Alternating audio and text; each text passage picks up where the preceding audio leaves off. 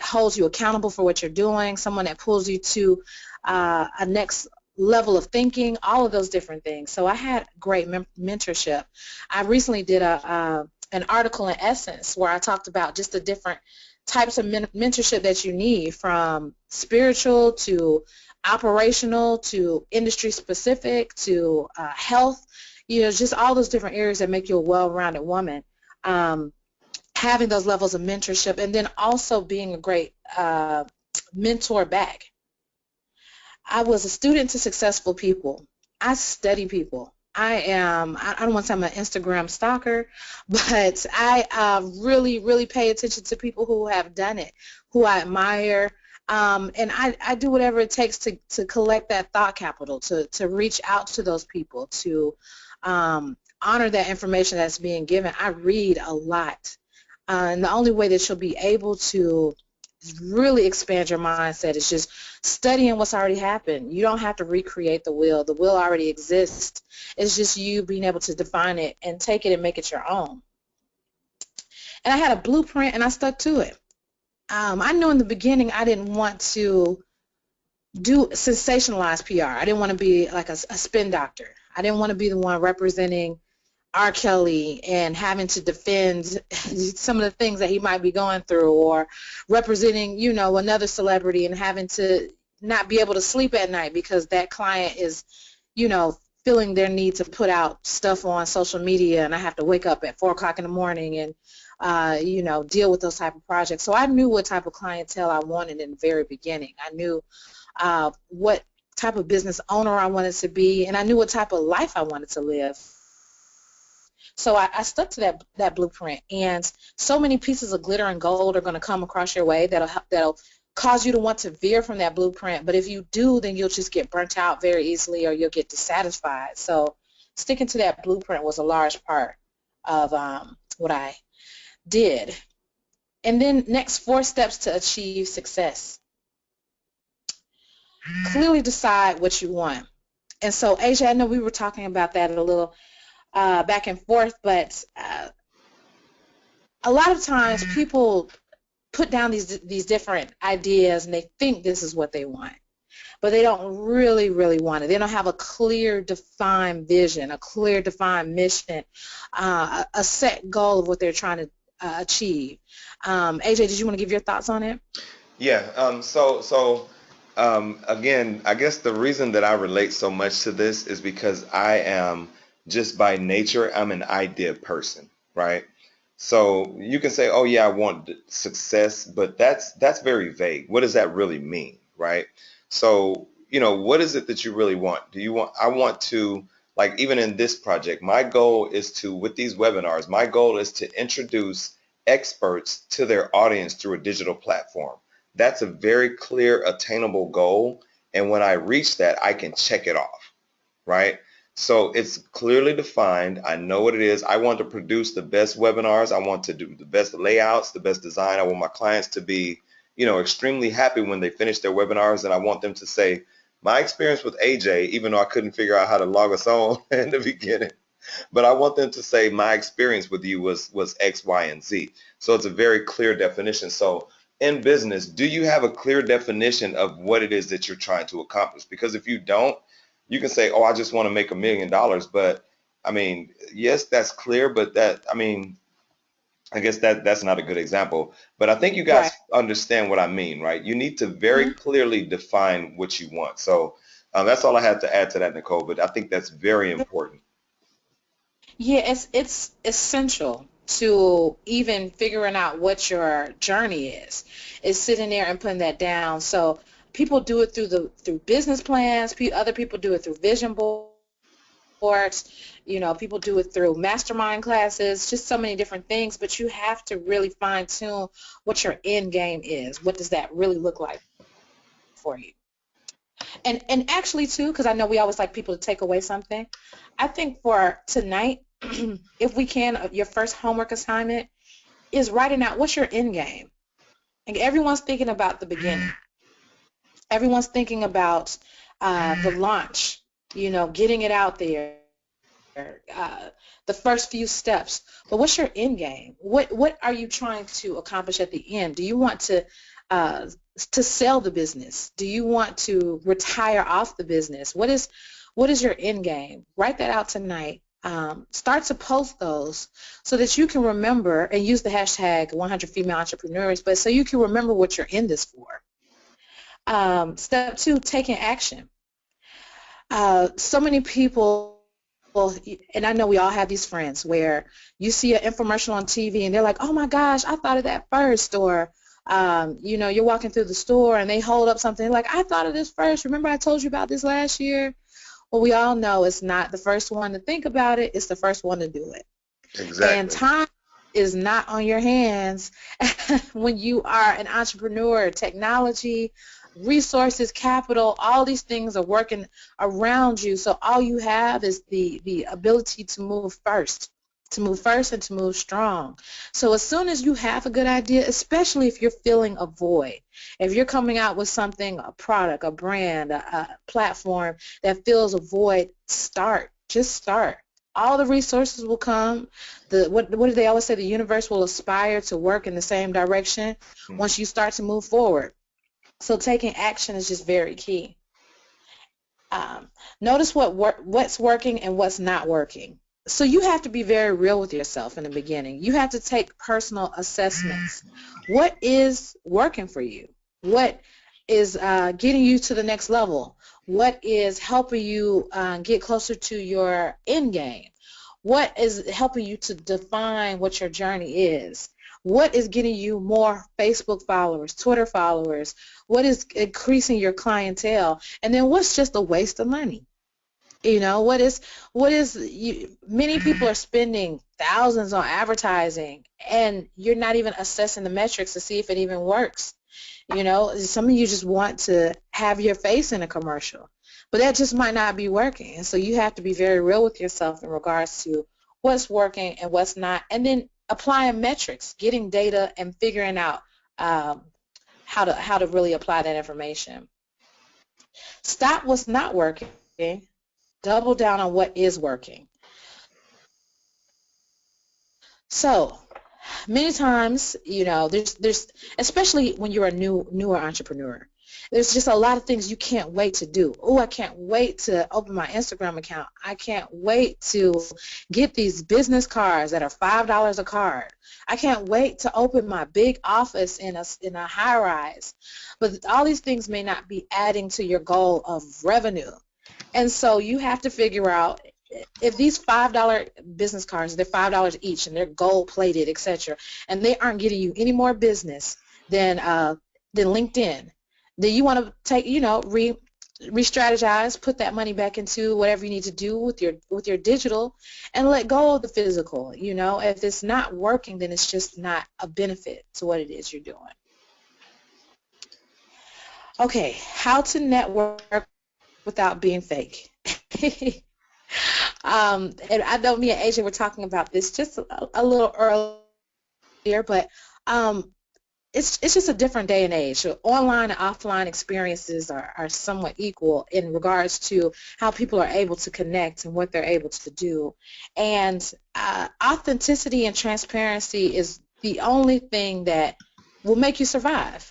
If people don't believe your story, if people don't genuinely connect with who you are as a person, it makes it very hard to do business. So either they're connecting with you, or you need to be very honest and hire someone that they will connect with to represent your brand. But yeah, we can all tell, we've seen good instances of when we feel like something fake is just being thrown at us.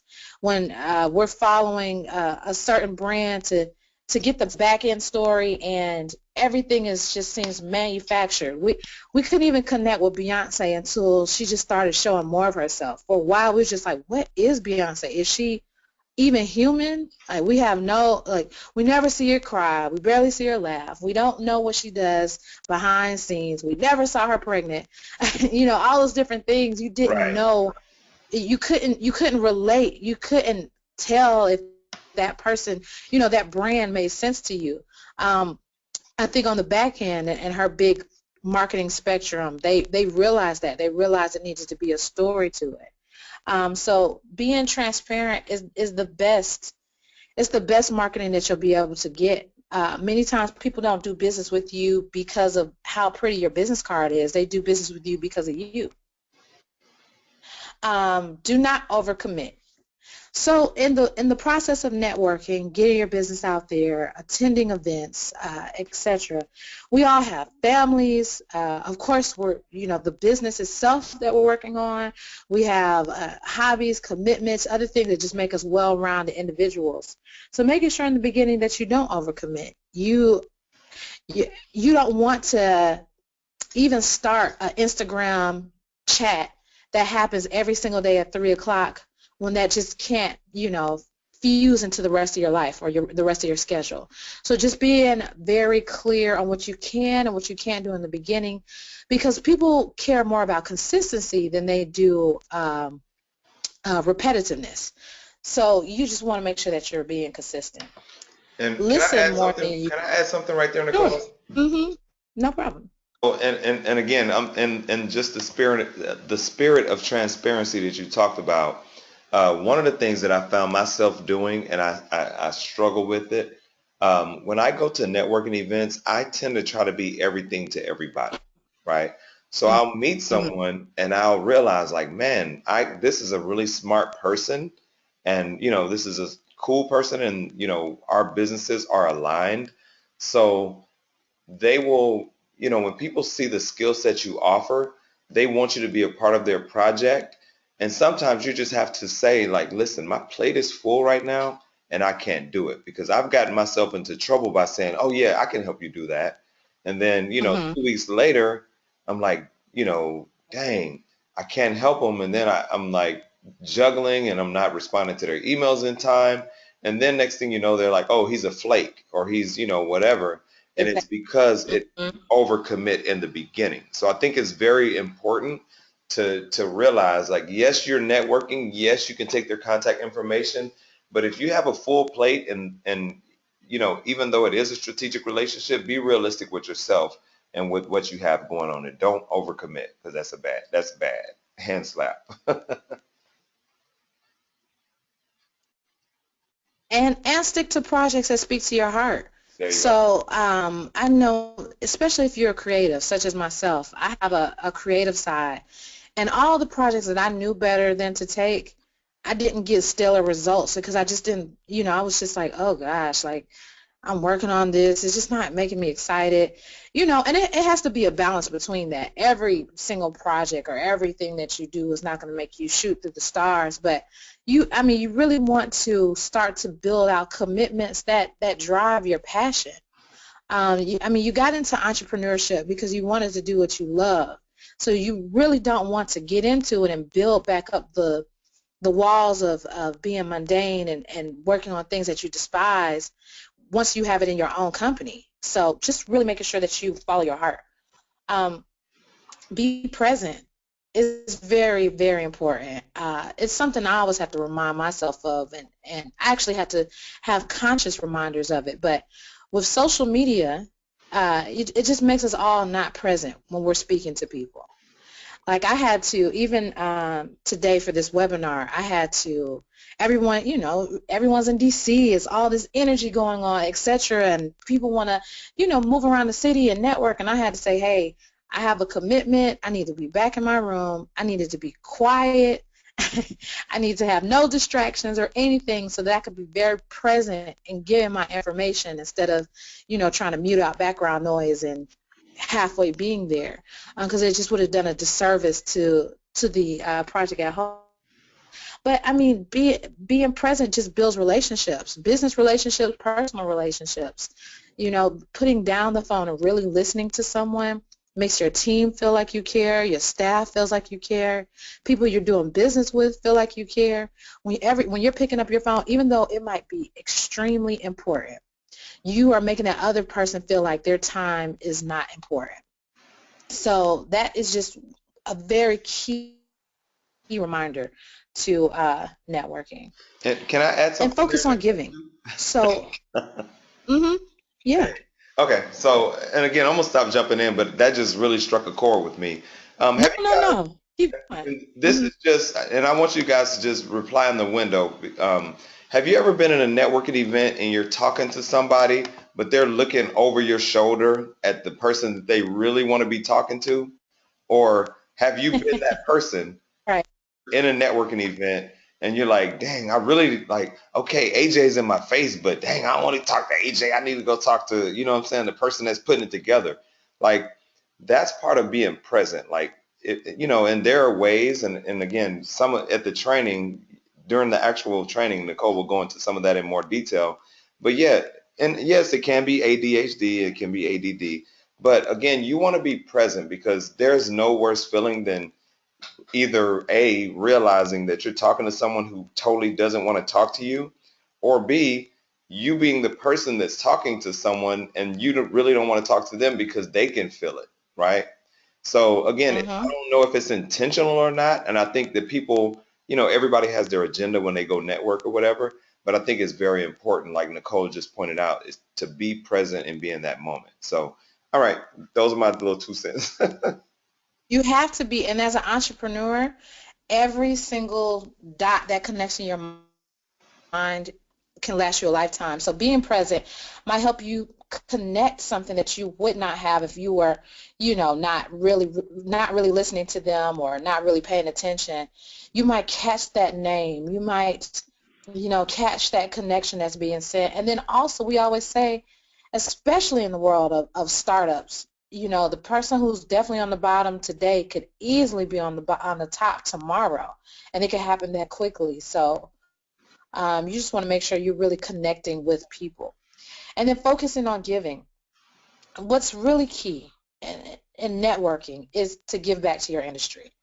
And so I'm very, very big on that. And it has led to, I think, unyielding success in regards to my own personal journey because I'm not focused always on get. How can I give back? How can I connect other people? How can I refer? How can I mentor? How can I do, some of these different things? And it always yields a return, more of a return than any of the paid advertising or marketing.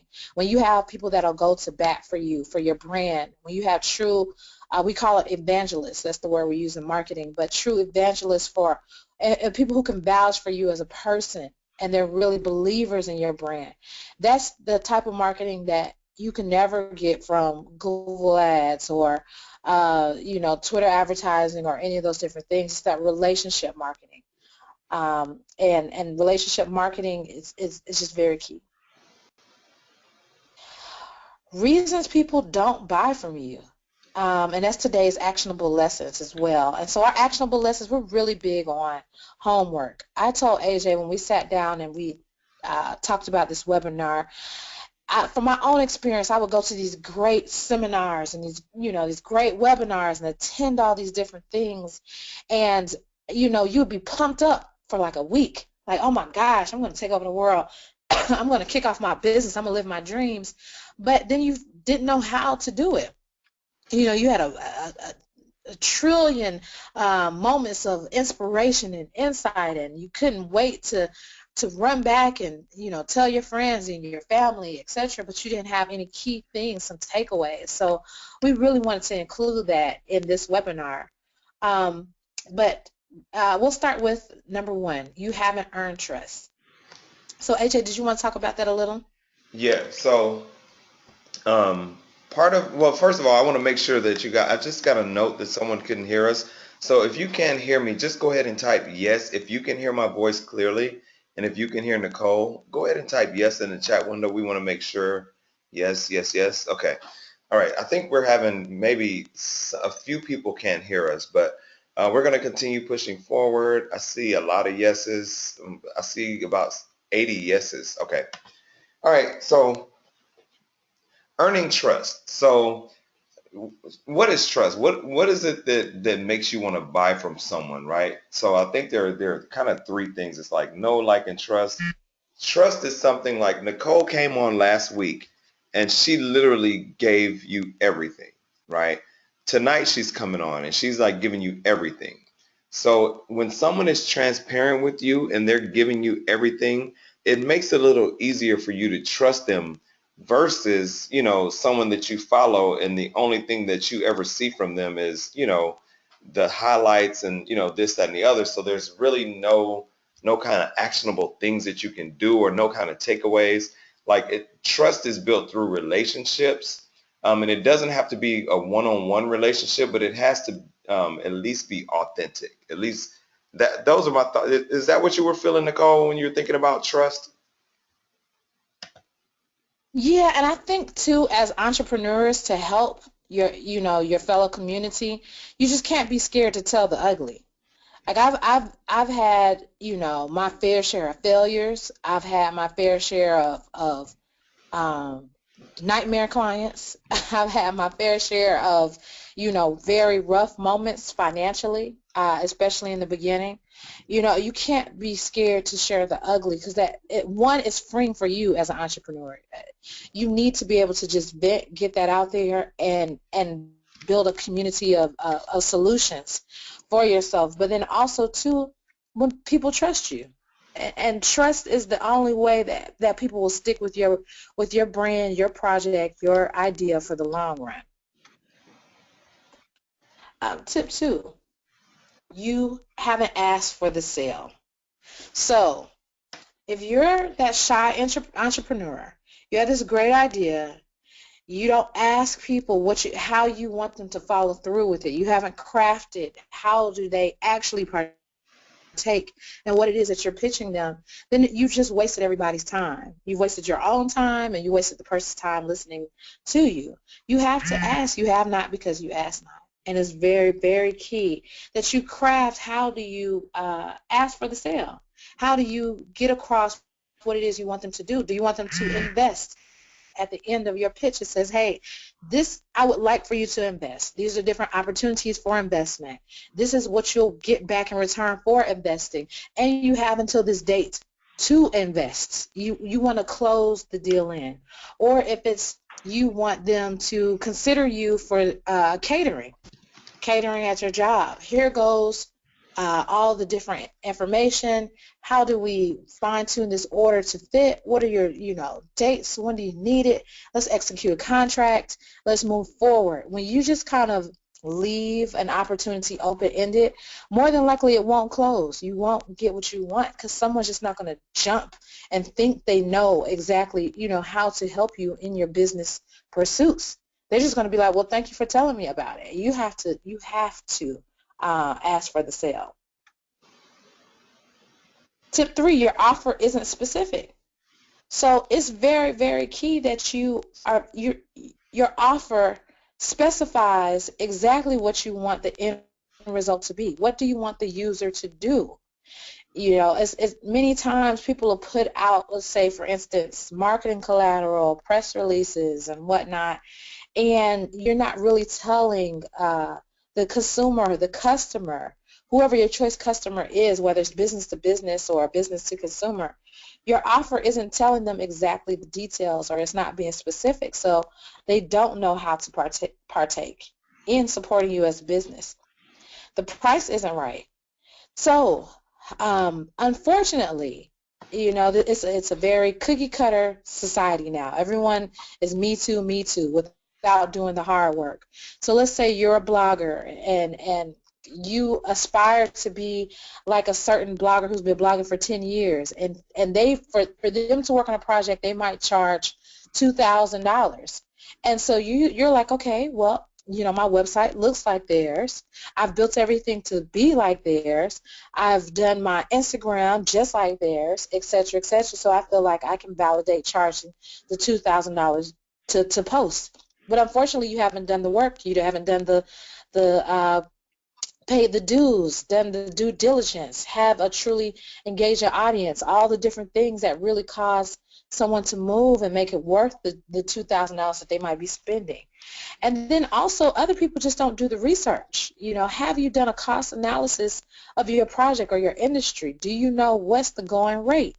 And if you can't figure that out, I always say, what is it? When you look at your hours, as far as being a time clock, how much are you worth an hour? When you're taking time away from your family, from your office, from your other projects you're doing, how much do you value it worth that hour, and then price accordingly to that. Tip five, too many choices. So that's why it's just very key when you're presenting your offer to the world, when you're launching what it is that you're doing, figuring out what's your differentiating factor. That was your homework last week, to figure out what makes what it is you're doing stand apart from the rest. I know there's millions of master classes. What was really important for me was one, including a group of women that don't just talk about it, they've done it. I've had the pleasure of working with all of them and seeing them all in their own right become millionaires based on their dreams, and I've seen them succeed and fail and succeed again. And then two, really getting to the honing in on the female factor. So that's what we call it master class. It's just a lot that women go through in the entrepreneur space, from balance to uh, leveraging family time to spirituality to, trying to date when you're an entrepreneur, all these different things that, people sugarcoat it, but we wanted to get to the pure basis of it throughout the rest of this webinar series. So those are some of the things I utilize to differentiate this platform for others. But what are you doing to make yours stand out? Um, I wanted to go back. We have a quick bonus too. AJ, do you want to tell me about the bonus? Yeah, when we speak about choice or about too many choices, there was a quick study, and I'll be really, really brief because I know there's a lot more to go. But there was a study done, and again, this came from Sheena Iyengar, where they had two shelves in a grocery store, and on one shelf they had 6 jars of jelly, on the other shelf they had 26 jars of jelly. Well, when they did the sampling, the free sampling, everybody went to the 26 jars just to get as many samples as they could. So people were like totally enthralled by all the 26 options. But they did the same study on the same shelf in a different grocery store. And when it came to buying, people went to the shelf with 6, right? So when you have an offer, can you cut that offer down to the minimum amount of choices? Because again, if you give people 10 choices, chances are they will walk away. But if you can narrow it down to like, okay, you have A, B, or C, then people will say, you know what, I'm not quite an A, but I think I'll take what's in the middle. And more likely than not, people mostly take the middle option. So just think about that when you're offering services. Give them an A, B, and C. Make the B the sweetest as sweet as you possibly can, and that's likely where people go. But if you want to look it up, just Google Sheena Iyengar. She has a TED Talk on choice. So if you Google Sheena Iyengar and put in TED Talk, that'll be you can watch that and learn a lot from that little 17-minute talk. So, And I think that kind of coincides what we were saying earlier too. hmm You might possibly do everything. In your mind, you might be a master of all, but your business, your entrepreneurial venture has to capture a share of the market when you first start. Once you get things up and running, once you have, some things on autopilot, then you can start to expand your offers. But in the beginning, what are people coming to you for? What are they coming to this business for? What services do you excel in? What are you known for? What is your reputation being built as? And then, in the future, you can expand from that. 3 decisions that shape your life. Um, and we really want to encourage you guys to use a hashtag during this moment because we want to hear your engagement and your thoughts back on this. But 3 decisions that shape your life, what to focus on. So, AJ, you want to just kind of kick that one off in yeah, regards yeah. to, No, no, no. And this is Nicole. It's funny. We were talking about this earlier. Like, okay, so we all have all these decisions, right? And I think you gave a great example. Tonight, you knew, although you're in DC, and although you just saw the president and you have your friends up there with you, like, what is it that you're going to focus on, right? You know that the 100 female entrepreneurs is a priority to you. So you chose to focus on, the 100 female entrepreneurs, right? And you made that a priority. So, and I'll let you take it from there because I can go on and on and on and on. So especially as a woman too, and I think it's just very key that you fine tune what you're focusing on. Then you can't get sidetracked as easily. So I know what's really good for some people. I know for myself too. Is figuring out breaking that down to just different spectrums. So I wake up in the day and I figure out what am I going to focus on today? What am I going to focus on this week? What am I going to focus on this month? And what am I going to focus on this year? And then with this business, taking it into smaller bites. What is the focus for quarter one? What's the focus for quarter 2, 3, and 4? Really just figuring out how to strategize and streamline your focus. Because trust me, as soon as you lose focus, that's when the burnout happens. That's when the money starts to run out because you're spending randomly. Or that's when you're starting to say yes to everything coming your way. I hear people who will offer up all of their goods. Let's say you're an accessory person, you're sponsoring any and everything. What's your focus? Who's your target market? Who's your clientele? Why are you sponsoring these 20 events that have nothing to do? These people would never, ever purchase from you. They're not your target audience. They just want free stuff. And you're utilizing it and willing away your resources, just being all over the place. And so really taking time to figure out what your focus is. When things happen, what does it mean to you? Can I jump in right here, Nicole? And I promise I'll let you go. All right. So a good example, and I'm just excited about this because, well, number one, I told Nicole earlier, and I just want to say this in front of everybody. Nicole, Joey, and Jay, 3 friends of mine, were all in the White House today, right? So how inspiring is that? That 3 people that I've worked with, that I work with intimately, are there. So I'm just excited. That's why I'm so amped up. But anyway, so when things happen, what does it mean to you? So here's a good example.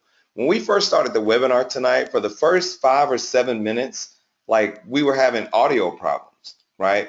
Now, I have friends, and I want you to type yes in the chat window if you have friends that can't handle any kind of pressure.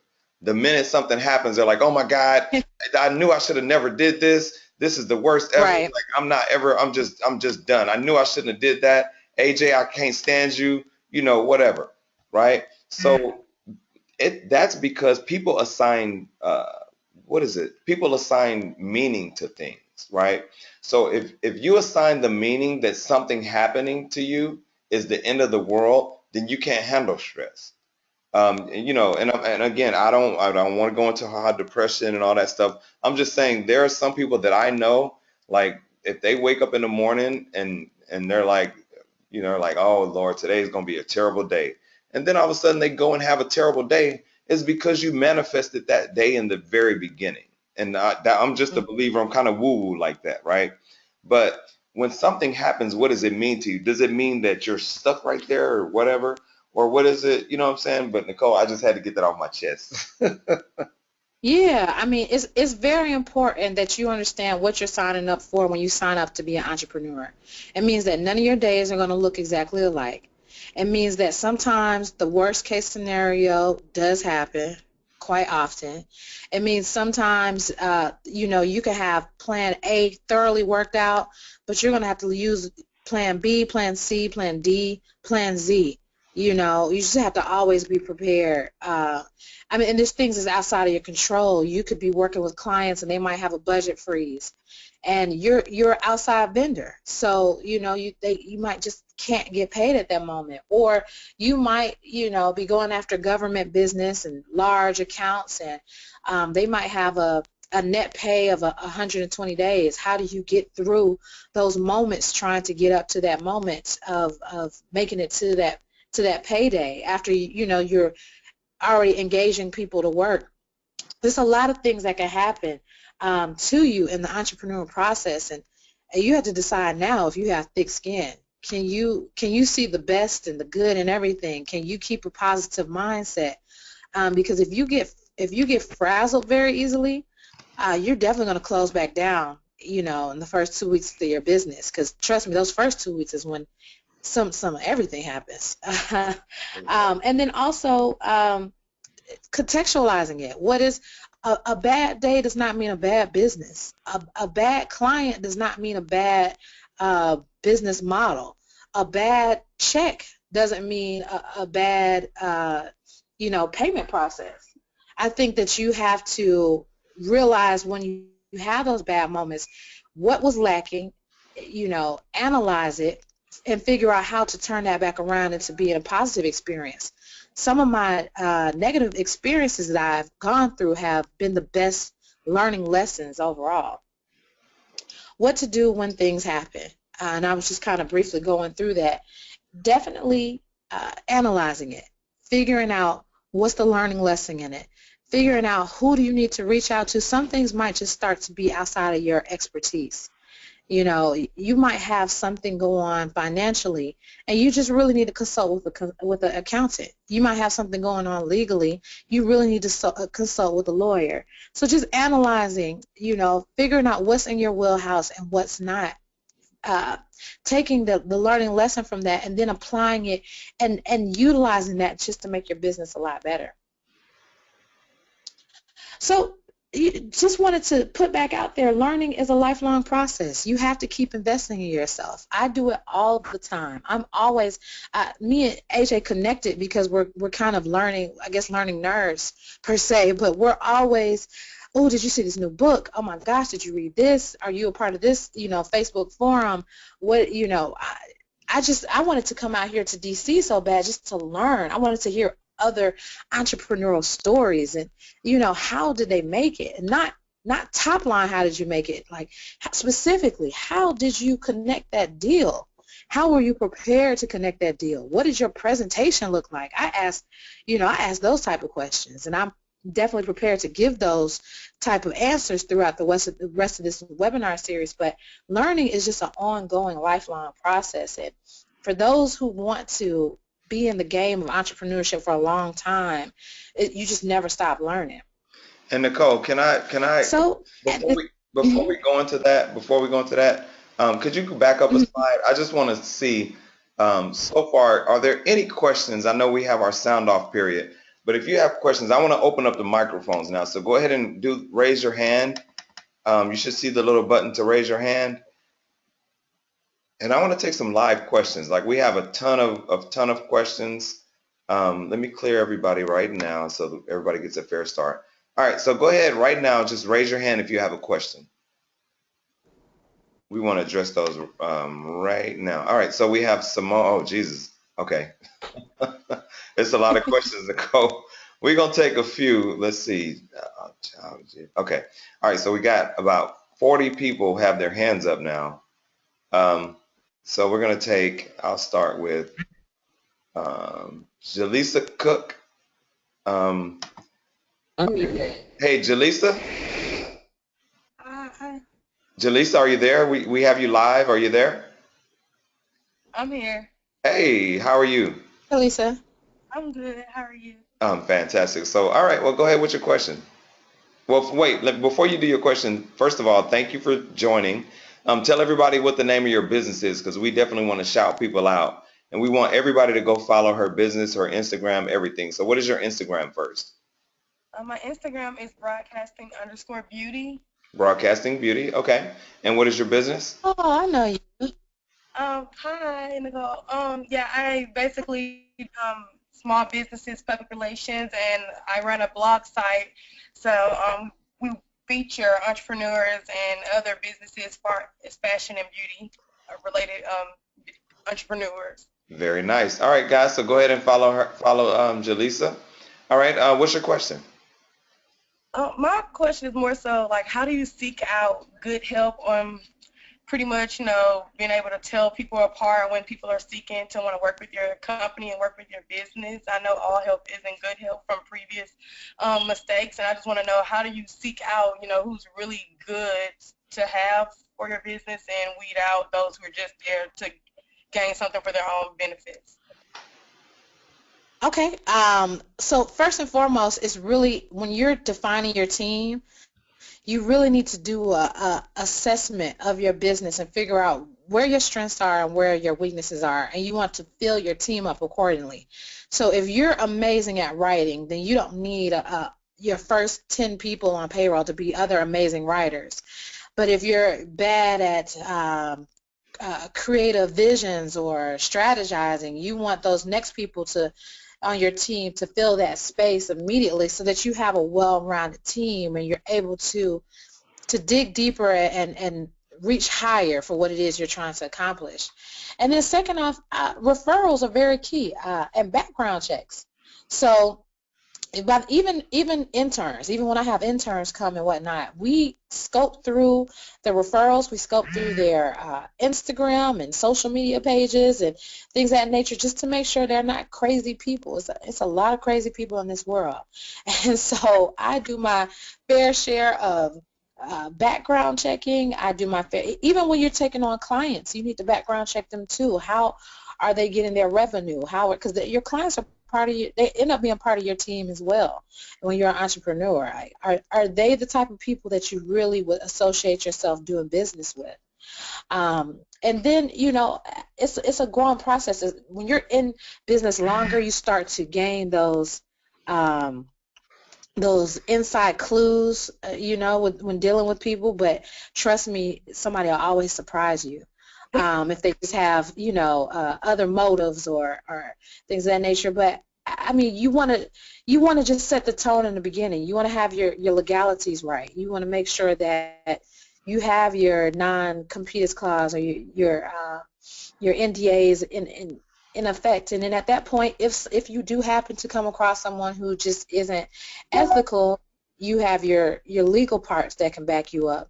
And then from there, you know, even putting people on your team on a probation method. You'll see that a lot in corporate America, where people be on a 90-day probation period. Because if you start messing up consistently that early, you know, how much further can we take this? So I think, you know, it's something as an entrepreneur you can do too, putting people on a trial basis, and assessing what they can and what they can't do in that 90 days is very key. Thank you so much. You're welcome. All right. Okay. So let me remute your microphone. All right. Next question. Go ahead and raise your hand. We're going to take like a couple more questions. We're going to take more later tonight, but I just want to see. All right. So we have Bernadette Booker. Bernadette Booker. Hey, Bernadette. Are you there? I am. Can you hear me? Yes, I can. Bernadette, Yes. where are you? Mm-hmm. Where are you in America right now? I am in Houston, Texas. Houston, Texas, H-Town. H-Town, that's right. There you go.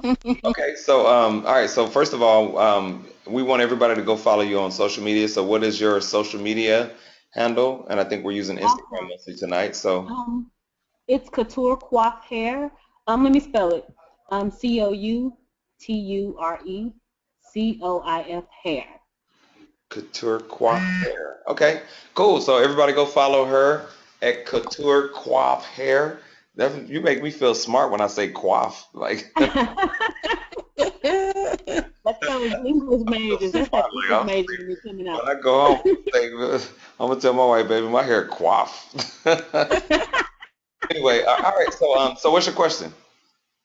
Well, first of all, thank you guys so much for taking my questions and for the webinar. I greatly appreciate it. My question for my small business is, what is important? What is the most important, or how should I prioritize when it comes to either networking or marketing? Which one should be at the top of my priority list? You're going to go back and forth between the two, and so that's why I said you take some of your business initiatives and map them down into smaller quantities. So for this month, for January, your focus might be on networking, and then for February, your focus might turn around to marketing. There are definitely both opportunities that you want to keep ongoing. You can't really survive business-wise with never, you know, networking. You can't go a year without that, and you can't go a year without marketing. A good quote people always say is that not doing marketing is like having a business and not cutting on the open sign. So you got to keep reminding people that the business is there and that it's open for business. But you just, if it's just you, or if you just have a small team, you can only but do so much. So figuring out where you can start to organize that.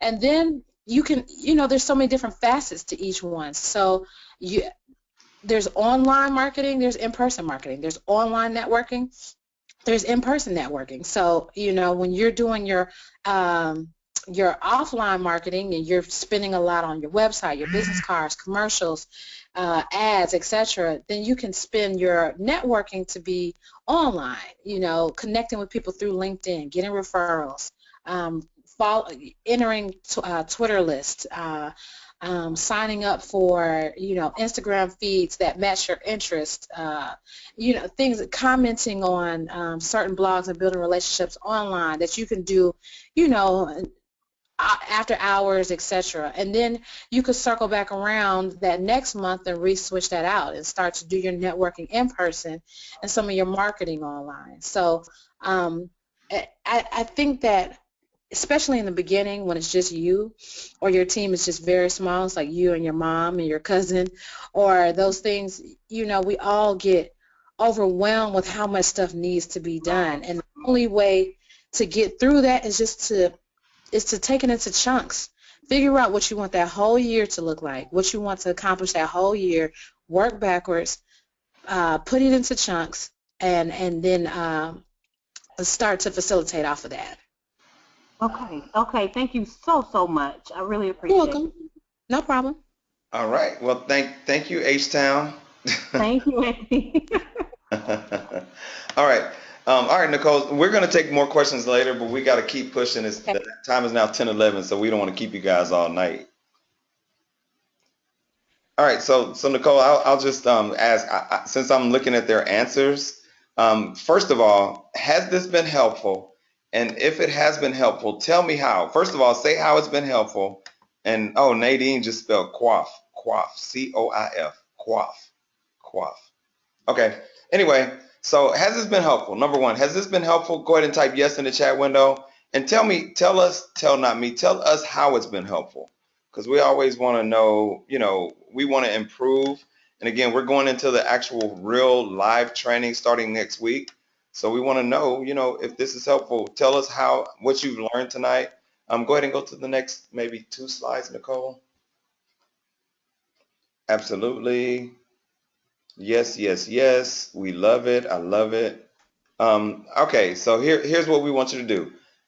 Take a picture of this slide, the breakdown of it all, and tell us one thing that you learned tonight. Back up just one, Nicole.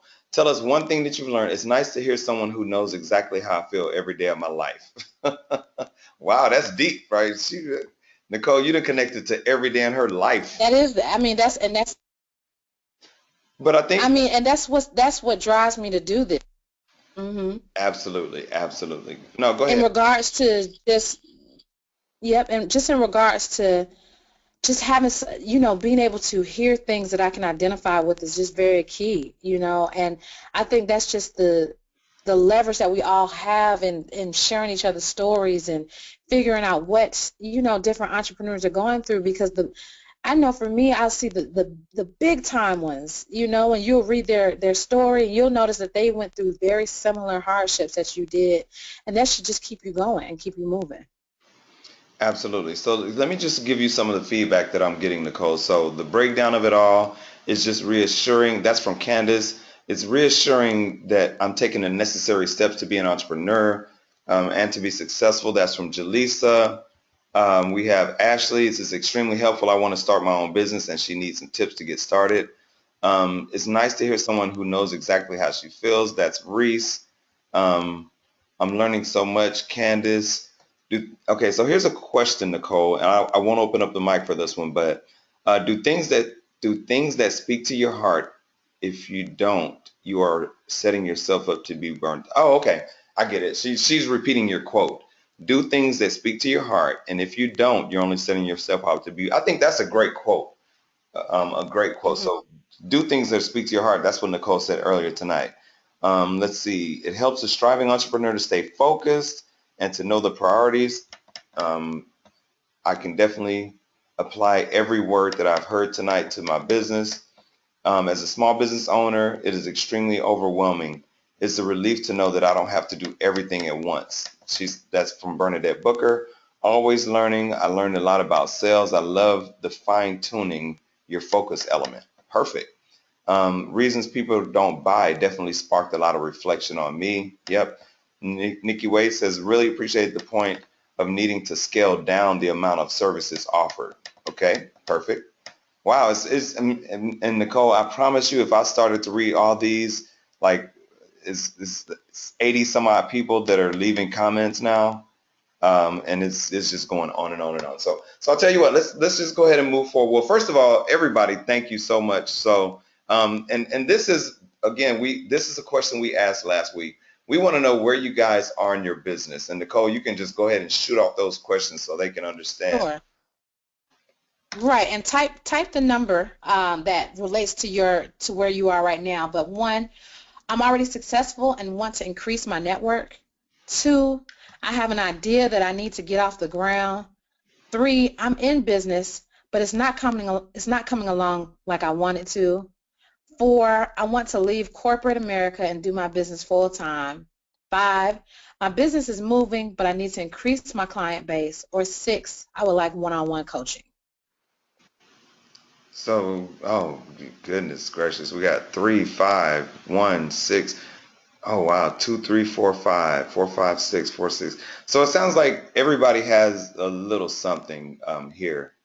Um, wow, it's okay. So I grossly overestimated my ability to see all these answers.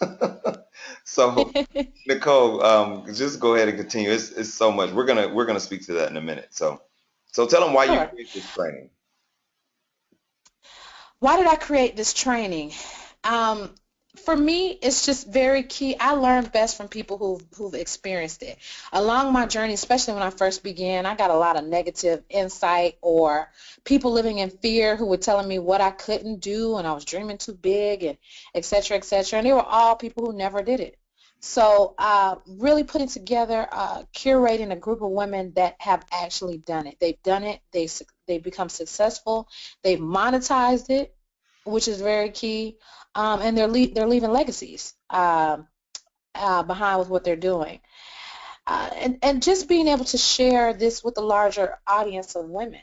There's so many unspoken heroes, so many people who have great insight, and they may not, be popular through social media, or they might be working in an industry that doesn't have all the glamour and highlight. But I wanted to make sure those women, those stories are still very key. So um, I always say that I'm a very big quote person. If you follow me on Instagram, I'm always posting, and AJ is as well. But Hill Harper had a great quote. The number one safe haven where people should put their money is to invest in yourself first.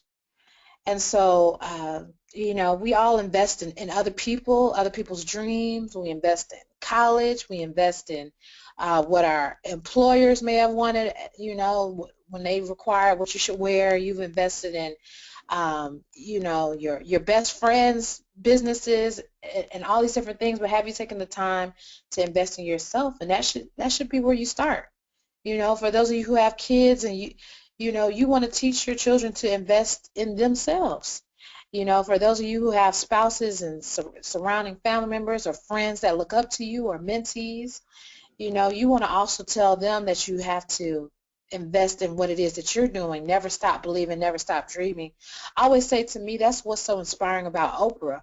Not that she's one of the, richest African American women walking the face of the earth, but she keeps doing stuff. Like, after she finished her show, then she had a network, and she had her magazine, then she had her conference. She could definitely just sit down and chill. She's that rich. But she keeps on trying it over and over again, and she keeps investing in herself.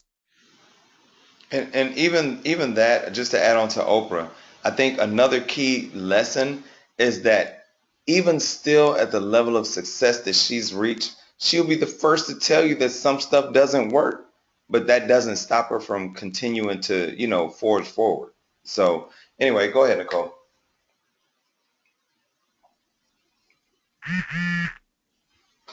Hello? Hello. Okay. Okay, so Nicole, do you want to introduce the class or do you want me to do Sure. it? Okay. What is the master class? So module 1, validating a business idea.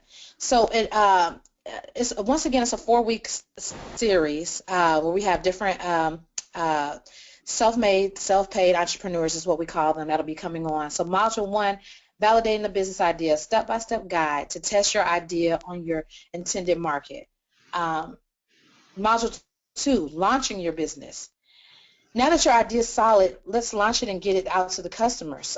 For those of you who are already in business and you're asking, is this module relevant? When you're in business, you have to keep relaunching. This year, my company turned 10 years old. We added new services to our overall portfolio. We have expanded into new markets.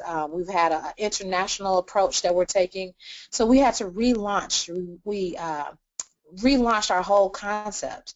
So this module 2 will talk to either launching or relaunching, which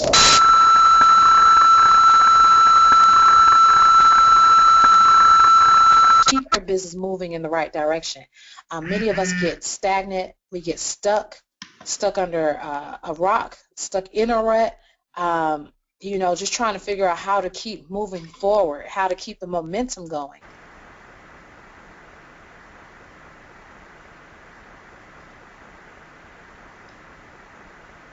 Hey, Nicole, I think we lost you on the audio. Um, so, Vested interest of mine. I feel like hey, Nicole, um, that. Uh-huh. we lost you. Yes. We lost you just for a second while you were doing module 3. Okay. So, come So back for it. a second.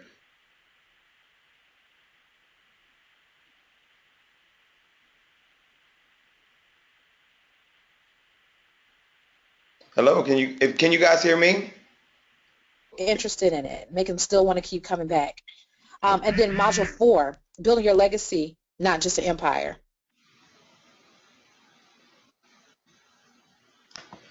Okay, so well, I know because I've been working with Nicole on And it's building. building a heart-centered business and filling voids.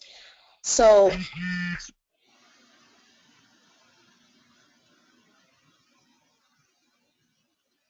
Hey, Nicole, I tell you what. So Nicole, we keep losing you. I'm So here. yeah, we keep losing you. Oh, It's like you're okay. a bad signal. So I'll tell you what. We lost you throughout the module. So if you don't mind, let's go back to module 1 and I'll try to talk through it if you don't mind. Just taking back a few steps. Sure. Okay. Hello. Okay. So really quickly, guys, we're gonna go through the I'm module. here. Can you hear me, Nicole? I can. Okay. Yep, it's going. Yeah, it is going in and out. That's the feedback we're getting. It's going in and out. Nicola's fading. Nicola's in and out. Okay. All right. So Nicole, what I'm going to do is I'll just go through the modules really quickly and let the ladies know what you're going to be offering in each module. All right. So when Nicole and I talked about breaking this class down at a high level, we talked about what is it that you're going to learn overall. Like what are your high level takeaways, right? So I guess number one is validating your business idea. So how do you know this is a valid idea? Every idea is not a good idea. And I think it's very important in the very beginning that you go through a validation process so that you can determine, hey, maybe this is a good idea, but maybe this idea is not going to make money, right?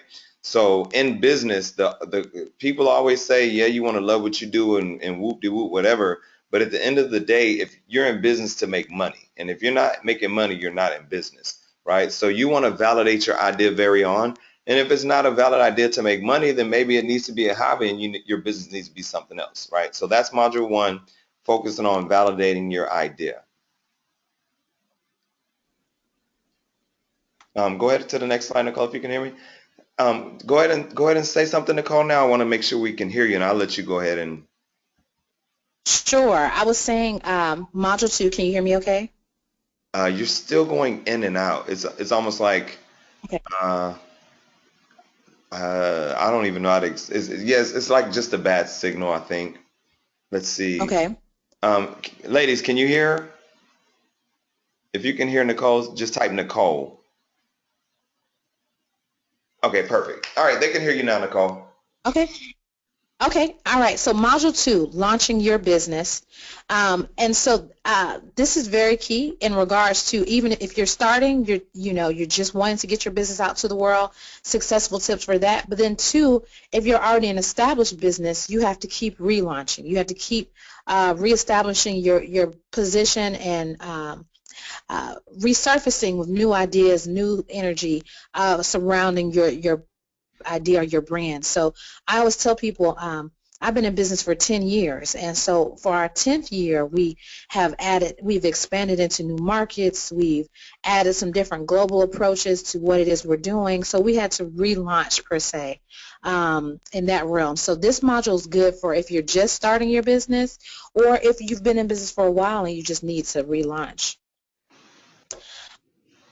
Module 3, sustain and maintain, how to keep your business moving in the right direction.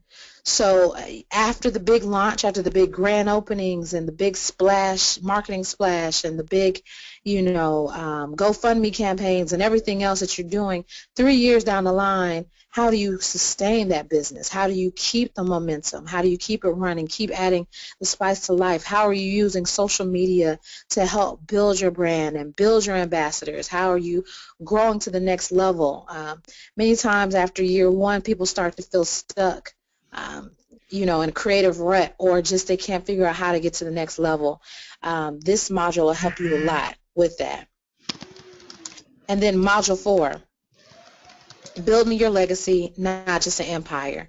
I was telling AJ that this means the world to me. It seems like for some reason a lot of women are becoming just robotic, very, very heartless and, recreating things and just mimicking the next and not adding to the industry or, not respecting the sisterhood that needs to be built to sustain a whole ecosphere of what needs to happen. So building your legacy, thinking about your entrepreneurial venture, how is that going to change the world?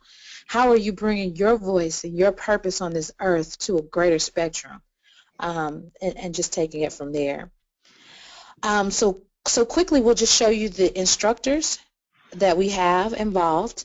One of our bonus instructors is Shanti Das. She's the former EVP of Universal Motown, also known as the hip hop professional, but she's recently wrote a book called The 1, 2, 3s of Entrepreneurship. And then she's been a girl boss, for years, from all the way back with LaFace when she helped to break Usher onto the market all the way till now. She just completely dominates and really talks to just being a woman in a male-dominated industry. Maya Sly, some of you may have seen her on the new WeTV show Cutting It in ATL. She owns Walk-In Weaves, which is a national franchise, and she has made millions off of that idea concept. Then she also has Pretty Powerful University, but she'll talk to perfecting your business concept and your business model, and then dealing with the staff. A lot of entrepreneurs, we don't have those HR departments and, all those other resources that maybe some of the corporations have. So she has a very huge staff over multiple facilities, and she's going to talk to, for those who have the aspirations to grow in that manner. Renee Blewett, founder of Crush Media in Her Shoes blog, she's just created her own lane. She's one of the key people that when you go into Target now, there's instead of it being one little ethnic shelf of hair care products with just 3 bottles of grease, now you have a multi-texture section she was one of the people on the forefront of breaking the mold around how hair care is being positioned and propositioned, and able to deal, she's able to tie in how to take your small business ideas and put them in the big corporate lane.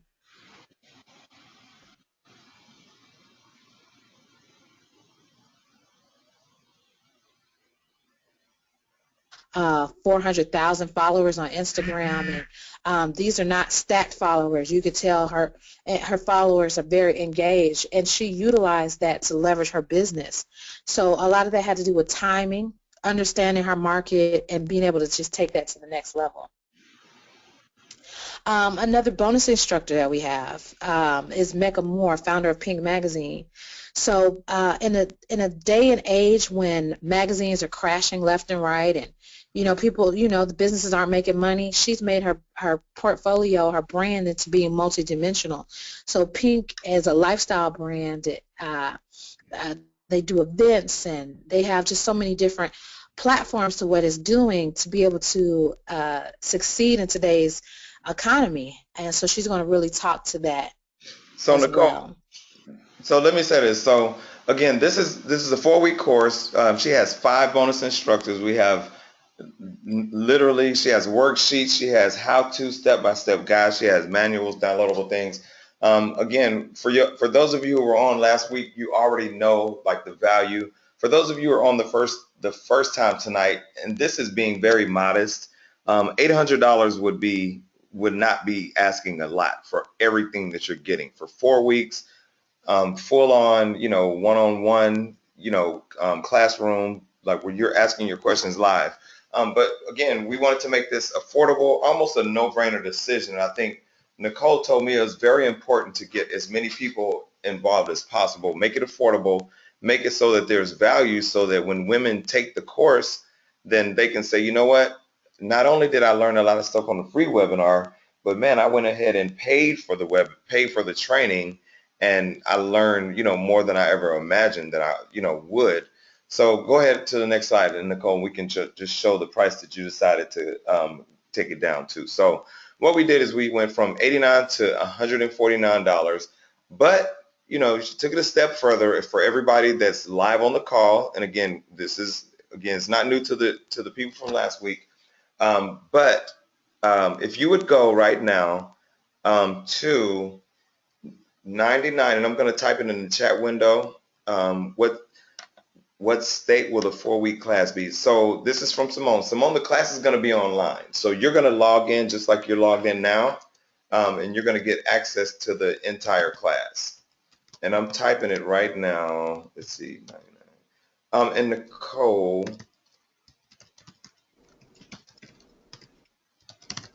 typing this now.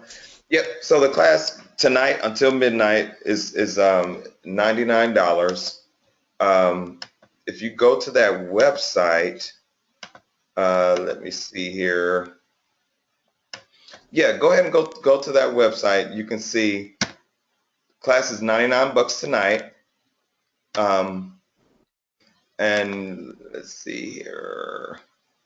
I wanted to add, I know for a fact we're undercharging for it, but what we wanted to do is, I'm just very passionate about this, very passionate about, female entrepreneurs. And even today, when, we were basically serving as advocates of female entrepreneurs in the millennial space today at the White House. But it's just very key to invest in your dreams and what you're doing, gaining insight. It's just so many things that you can't learn in a university setting. Some stuff just comes with the hard knocks of life. And what we are mandating for all of our speakers is to be very, very transparent. Don't just give, it takes a lot of hard work, and you got to pay your dues, and, you got to get your business license. But no, how exactly did you get to where you are, and how can you help me get there? Who was your graphic designer that created it? What was this method? How did you take this meeting? What did you say in this meeting? Those are the type of things that'll happen in this web series. So when you finish it, you have to be in a better place, unless you just didn't show up. Wow. So Renice is saying that Renice, this is Renice Goodwin. Renice, where are you? Just type in the chat window, where are you located right now? And Simone, so, oh, another question. Where is the class located? It is 100% online, live, just like you are now. Renice is calling she's in from Maryland. She says she would have easily paid $500 for this class. That's crazy. But again, Nicole said, in the beginning, it's not necessarily about just making all this money, or it's not necessarily about, maximizing on profit. It's more about getting people involved and helping people get to the next level. So again, that's why the class is priced at the $99 price point for tonight. And the class starts, for everyone who doesn't know, the class does start 1 week from tonight. The class will be every Tuesday night for the next 4 weeks.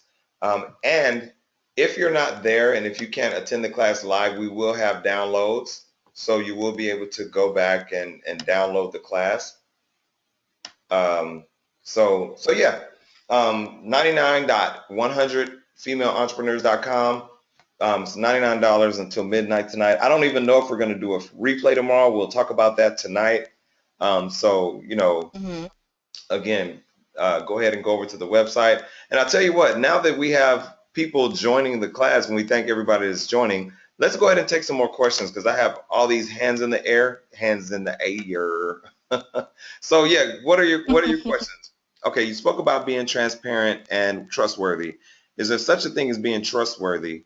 If so, how do you be transparent without appearing desperate? And how do you do it without being constantly taken for granted? That's a question from Nikki. So how do you answer that, Nicole? Um, okay, so you said, how do you appear transparent without seeming desperate? So transparent means you're just allowing the world to see what's actually taking place. I don't think that would come across desperate unless you were coming from a space of begging or of need. So not necessarily saying to reveal, if you're having financial crisis or things of that nature, and to each his own, depending on, what your brand is and how open you are. If you feel like you revealing that you're, you know, uh, about to lose your house would help somebody else out, by all means. But in the interim of it, you're more so being transparent about your story, your business, your ideas, your ups and your downs. But this is the worldwide internet, so you don't have to delve into like your financial concerns or things of that nature. And then you have to know what level of transparency you can handle too. Like, you open enough so that you can handle it, so that your clients or your customer base can connect with you. But you don't want to, split your heart wide open on the worldwide internet, and you might be a very sensitive person. So you have to assess that. You have to personally assess that. Um, but I don't think you would ever come across desperate, and for those who would take it in that manner, those are people who are probably thinking that prior to you, even giving your story. I think your story is key. I think you have to stand in front of your story, get in front of your story. The hardships that you may have gone through are the things that are going to make people support you over the long time. The ups and downs that you handle is when you'll find your ability to hold on. So I wouldn't let the fear of outside people get to that. But then also just, using judgment uh, in regards to how much you share. Right. All right. So, and here's what I'm going to do. Are there any other questions? I want you guys to go ahead and raise your hands, because we're going to take some live questions instead of just reading them from the chat window. So go ahead right now and raise your hands. Give me a second. I know you guys hear me clicking around. So live. I was going to say, AJ, I know we're hitting the 10:38, so I say maybe let's go with 2 questions. Okay. Yep. Okay. So, all right. Let's see.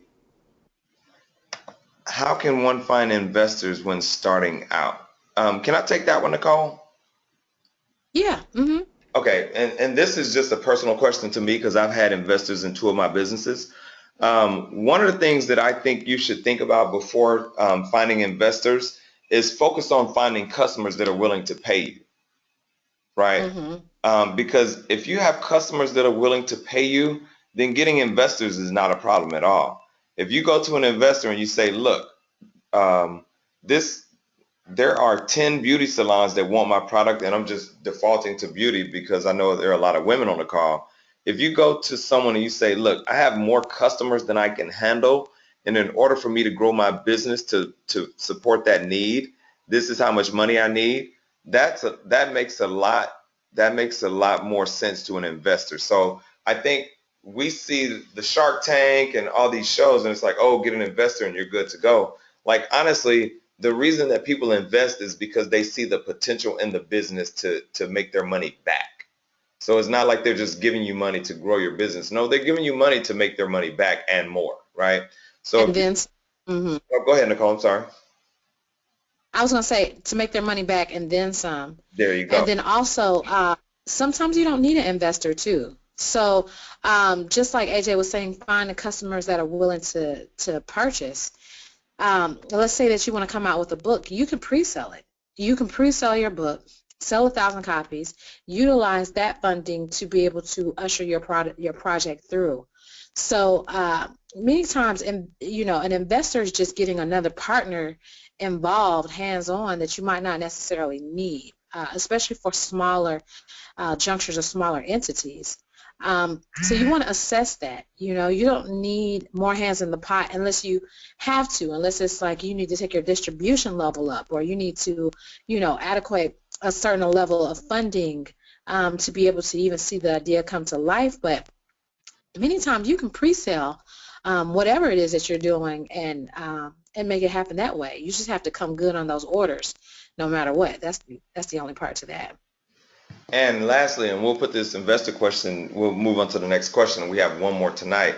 But sometimes having an investor, and again, I can speak from experience, is more of a headache because now instead of you worried about your business and how you're going to grow your business, now you have this person who really may not necessarily understand the day-to-day of your business, and they feel like they can give you advice and tell you like, oh, you need to try to do this, and they may not necessarily know, if you're not strategically aligned, they may think that you should do something, and now you have to worry about answering them and explaining yourself to them because you have their money, right? So that's just another level of accountability that can turn out to be a headache. So anyway, so just another thought. So we're going to take one last question.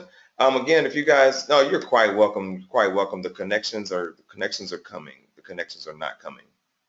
Candace, let's see.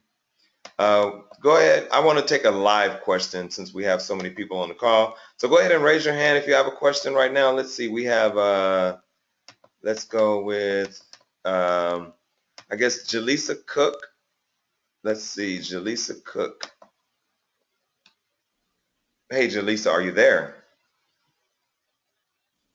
I'm here. I didn't know I had my hand raised. I'm sorry. Oh, she's like, I ain't got no question. We had calling me out. All right, so let me do this. I'm going to clear all the questions. Now, if you have a question, go ahead and raise your hand. And this will be the last question of the night. And again, go ahead and check out if you want to buy the course and go over the next 4 weeks. And I'll do a quick recap over everything that we're going to have in the course. But go ahead. Let's see. We have, I guess, Christine. So we will take you, and you will be the final question. Make it a good one because people are going to be mad if it's not a good one. Chi, are you there? I'm scared her now. Don't be scared. Okay, so first of all, what is your Instagram and what is your social media so we can get that out of the way?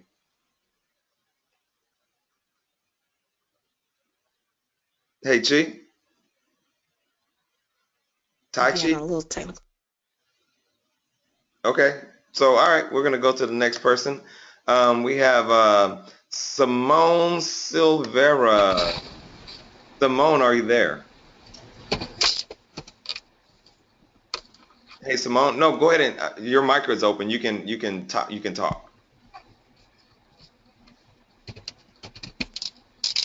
Hey, Simone. No, oh, she said no questions. Hold on. Let me turn your I think microphone. you called some people. I think you surprised some people, AJ, Yeah, because their on hands this are, okay, so if your hands are up, that means you're eligible. one. All right, so let's see. You Simone. know what we can do? Yeah. We can actually, if you guys have questions, because we'll be available throughout the rest of the evening, can you post your questions on Instagram or Twitter, and then use the hashtag 100 female entrepreneurs and tag at one,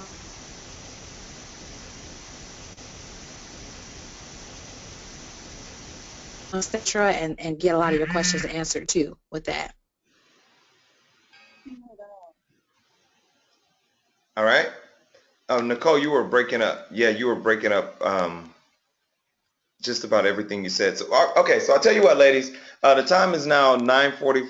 I mean, not 9:44. It's 10:44. It's past my bedtime. All right. So Nicole, let's just do one last question and then we'll take everything else via social media. So Chi, I see your hand is back up again. Um, Okay. I'm gonna go ahead and take your question. Chi, are you there?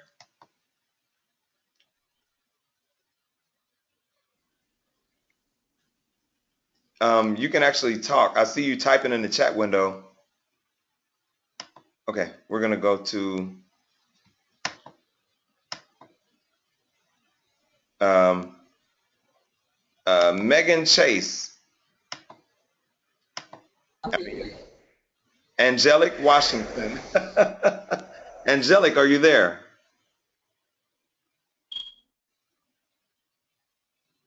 All right, and this is how it's gonna end. Oh, she couldn't get her computer mic to work. Okay, okay. All right, so tonight has been a night full of Ashley, are you there? Ashley Ryans.